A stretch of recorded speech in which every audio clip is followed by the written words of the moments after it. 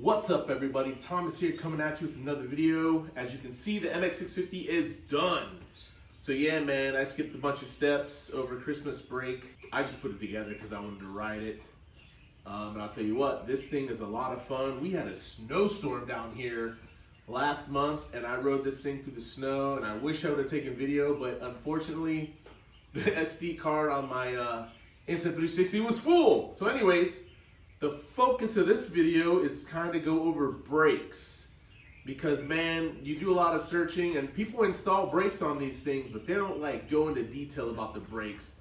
So in this video, I'm going to focus on brakes when it comes to, you know, like actually buying some and installing them. I'm not going to have any like the point to you to go buy, but I'm just going to give you some tips when it comes to installing brakes, and I'm going to show you some changes I've made to the bike. But yeah, let's get to it. So first, let's focus on the rear brake here. Some tips I want to give you guys, or just something to think about, is when you buy brakes, a lot of people are swapping mountain bike brakes onto these, and they're hydraulic mountain bike brakes, and I believe you can get wired ones. Stopping power is way better than OEM, the stock ones, but pay attention to the brake rotor size. So this rear one right here is a 160, and then with the kits and stuff, you end up getting a 180 for the front. So one thing to pay attention to is when you buy these things, I bought these off Amazon, off somebody else's affiliate link, and they did not come with this bracket right here.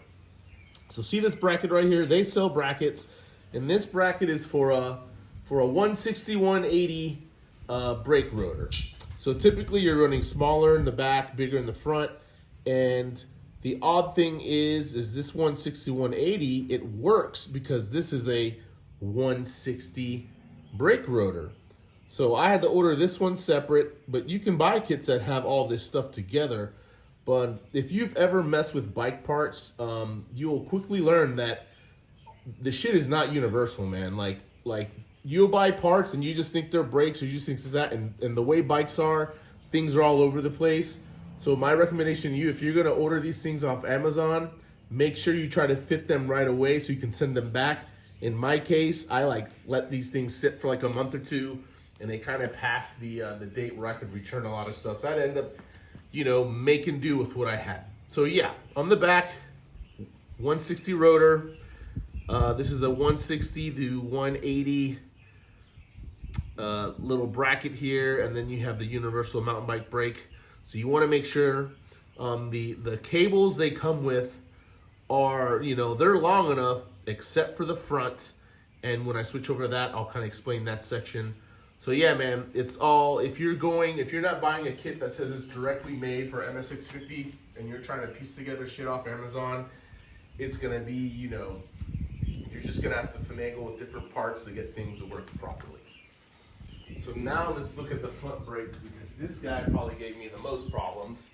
The front brake. So as you can see, the front brake has a bigger caliper. This is not a big caliper, bigger rotor. This is a 180 rotor, and you would think the same bracket, a 180, 160 bracket, would fit the 180 rotor, but guess what? It didn't. I actually had to go buy a smaller bracket, mounting bracket, and I believe this mounting bracket was for a 140, 160. And I had to get a smaller one because what happened was the one that was like made for this thing, it made the caliper sit up a little bit, so it was barely pinching the brake rotor. So I actually had to go find a smaller one and fit it on here, and that one seemed to work. So the other issue I had with buying, you know, a mountain bike brake kit off of Amazon that is, recommended for these bikes, is that this cable, man. Let me change directions here, and I'll kind of explain that to you a little bit more. So the front brake cable that came with this kit, it was the one, I bought it straight off Amazon. And guess what? When you're installing aftermarket shocks, this is now longer. And dude, this cable barely made it. Like, it was so tight, like it was pulling on this thing, which you don't want. You want some slack in your cables. So I will say that if you're buying, you know, some stock mountain bike kit and you have aftermarket forks on here, unfortunately, you're not going to have a lot of room with this thing, and it's going to be pretty tight fitting. So why I say that is because I had to go to a mountain bike shop or just a bike shop to get a longer cable put in. And guess what? Getting this cable, just this cable, if you were to buy it off Amazon, this little hydraulic cable, this cable alone costs as much as the whole freaking brake kit that I bought for this guy. And to get the labor for this was like another 15 bucks. So just to get a longer cable installed for this bike so it would fit properly, like that costs as much as the brake kit. So what I'm trying to say here is, you know, if you don't want to fool around with stuff and you just want shit to work, I would recommend, you know, if you're tight on funds, man, save up the money and buy a proper brake kit that is specifically made for your, you know, your bike. Because what happens is if you're trying to save money and you're buying stuff off Amazon, it's not guaranteed to fit, and there's going to be a lot of finagling you're going to have to do to make things fit properly. So essentially, I had to spend an additional $30 just to get a longer cable on here so it wasn't so tight and you could actually fit it on there. And then the other kind of issue is, let me show you. If I move the camera down here, look at that, man. So this is another weird thing going on.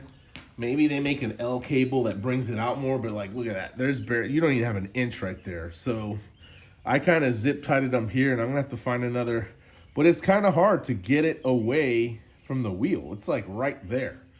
So I'm not too enthused about how this thing fits, but so far it's been all right. I'm just hoping that it doesn't get loose and get caught up in the tire somehow, and the zip ties don't really stick on that well. But for the most part, these brakes work good. So a quick recap is if you're piecing together a brake kit or brakes for your MX650, and they're not specifically made for this bike, like, you know, somebody's put the time together to put something to, you know, to make some sort of package made for these bikes, just to let you know, you're gonna be mix matching parts and ordering all types of crap to like get it to fit. Because you know, these parts weren't made for this bike, so that's kind of what you're gonna have to do. So just make sure when you order, you know, the mountain bike brakes, make sure that the calipers actually have that little bracket on there. Mine didn't have them, and I had to go order those separately, and those were like an additional $10 each thrown onto the brake kit. So I mean, if you think about it, I probably spent like 40 bucks on the brake kit, and then 10, that's another $20, that's 60 bucks. And then another $30, so almost $100 I spent to get this brake kit that was cheaper to fit this bike, when I probably could have went to like, you know, Electric & Co. or whoever and probably bought like a legit like pit bike brake kit that's like, you know, what they use on actual bikes. But this doesn't produce a lot of power, so I mean, I'm kind of satisfied with these brakes right now, and I will say this guy rides nice. There's 3 modes here, and I'll get into that in some other videos. So this one, I'm just kind of concentrating on the brakes. So if you're looking at buying brakes for your MX650, either A, buy something that's made specifically for the bike, or B, be prepared to mismatch parts and make sure you're like in brake mode. And I use Amazon because I can return things easily. And then that way you can fit things right away, and if they don't fit, you send them back, you get new stuff. And you know, it's gonna take some finagling to find something that fits. So other than that, the only other changes I've made to this bike is I actually bought a new shock. Because like, you know, anything else, I was watching, you know, YouTube videos on people buying or souping up their MX650s. And one video had this shock listed on there. And I don't know, maybe because I'm just a fat ass or something, but dude, this is a mountain bike shock. And it didn't work that great, man. It bottomed out all the time. Like I want to say the OEM shock was better than this shock. This shock, even though it says it's 750 pounds, overall, I mean, at the end of the day, it's a mountain bike shock. And I don't know what the deal was, but this shock just kept bottoming out. Boom, boom. Any little bump I hit, man, like straight to the spine, bottoming out. So I went ahead and forked out the money for a ride or die rear shock. So let me switch the camera angle here so you can take a quick look at it. So here is the ride or die rear shock. I got the ride or die front shock. It's doing me good. So I'm like, you know what? I'm gonna buy their rear shock. And I bought their rear shock, and guess what, guys? It doesn't bottom out. My only gripes with this shock is that there's this little collar here to use to adjust, you know, the tension on the spring. And I wish they sent you the spanner for that, because I bought a couple spanners on off Amazon and they didn't really fit this thing, so I had to take like a punch.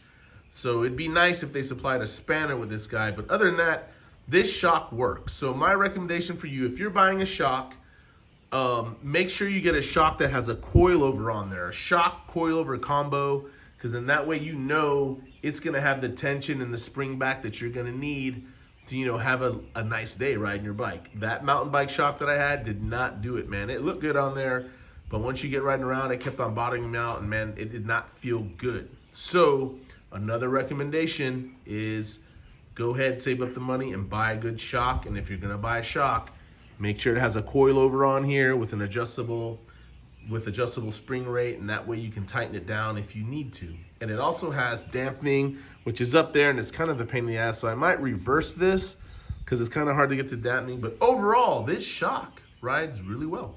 So guys, that's pretty much all I have for today's video. My MX650 is fun. So get out there, man. Whatever you got to do, get out there, work on your bike, ride it, man. This thing is fun. It goes pretty fast. I haven't really measured how fast it goes. The one speed, if you put it in the one setting, it probably is doing like 15 miles an hour solid. And what I've noticed is I'm bigger now, so this thing does not struggle. 15 miles an hour, I can hit hills and go up little things, and it's chugging away. It's not struggling like the OEM motor did. And when you stick it on 2, man, it is torquey. It goes pretty fast. If I were to guess, I'm probably hitting at least 25 miles an hour, if not 30. I don't know. I'll have to officially measure those speeds. And then the setting 3, I don't really know what the setting 3 does. It doesn't seem to go any faster. And the gearings, it seems like the gearing is less. It's not as torquey.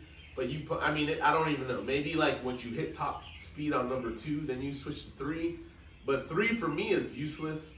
But overall, this eBay kit that I bought, or I think I bought this off Amazon. But anyway, this no-name kit that I bought to throw on this bike has been working really well.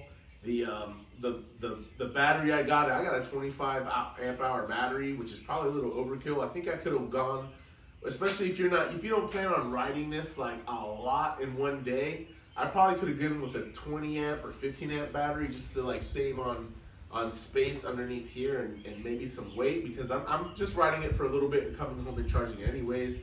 So I probably went overkill with the big battery. But other than that, that's pretty much all I have for today. So yeah, man, this thing is fun. You guys probably know, if you're watching this video and looking to get into it, man, these things are fun. And you know, if you want, depending on where you want to go, you can sink a lot of money in these things, or you can do it rather cheaply. But I will say, when it comes to DIYing this, just make sure you do your research and get ready to do a lot of finagling and piecing things together, because a lot of it just isn't plug and play. You just got to figure things out on your own. Well, guys, that's all I have for today. Like always, thank you for watching. Peace.